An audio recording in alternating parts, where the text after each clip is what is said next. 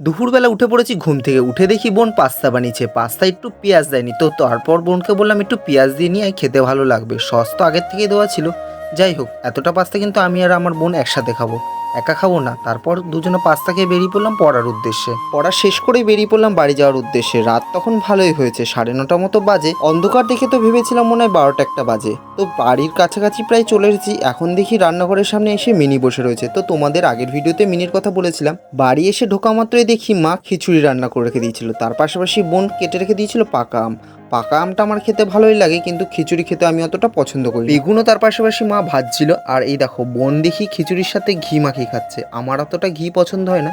কথাই আছে না, কুত্তার পেটে ঘি সহ্য হয় না। খাওয়া শেষ করে উঠতে না উঠতেই বাড়ির পাশে এক গাছে দেখি ধুম করে আম পড়েছে। তো আমি আর আমার বোন টর্চ নিয়ে বেরিয়ে পড়লাম আমতলায় আম খোঁজার জন্য। আমার তো কপাল অতটা ভালো না, দেখি বোনের কপালটা কেমন। বোন হুট করে দেখি একটা আম পেয়ে গেছে। তো আমার কপালে বললাম না, আগের দিয়ে ফাটা কপাল, আমার কপালে আর আম জুটলো না। তো আজকের ভিডিও এতটুকু। দেখতে ভালো লাগলে লাইক করে দিও। দেখা হচ্ছে অন্য ভিডিও, ততক্ষণের জন্য টাটা, বাই বাই।